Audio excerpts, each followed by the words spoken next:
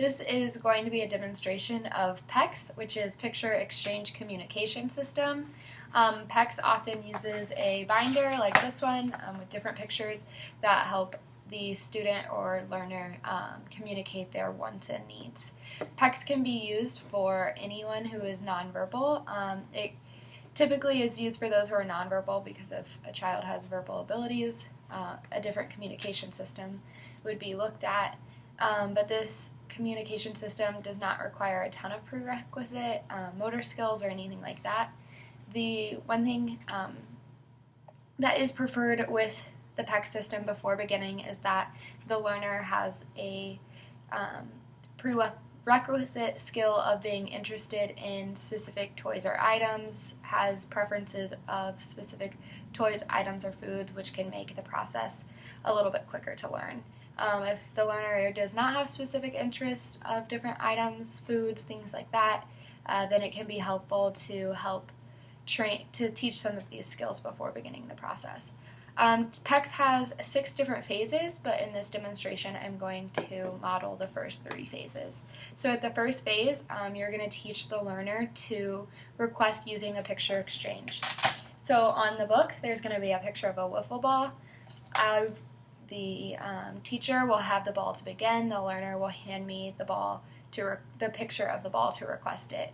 Typically, there will be 2 teachers and a prompter. The prompter will be standing behind the learner, silently prompting. But for the sake of this video, there will just be the teacher and the learner. This is a fun ball.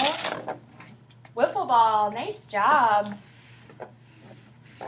My turn. Wiffle ball. Nice job. So for step 1, you would go through a process similar to that. You want to try to get in as many trials as possible during the day, and then take data on whether or not the individual is able to bring you the ball or bring you the picture independently. If they seek you out with an open hand, a closed hand, what you're taking data on will be somewhat specific to the program manager or BCBA themselves.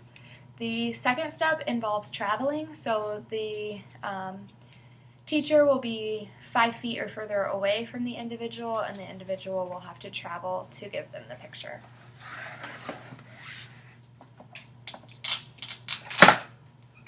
Wiffle ball, nice job.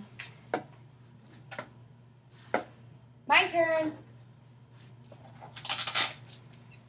Wiffle ball, nice job. So that is what step 2 would look like. Again, you would have that prompter, so I wouldn't be the one putting the picture back. Your prompter would assist with that to make it a little bit more natural. The third step involves discrimination, so you would go from having 1 picture to multiple pictures. You can have multiple items as well, but it requires the individual to discriminate between the pictures to select what they're actually wanting.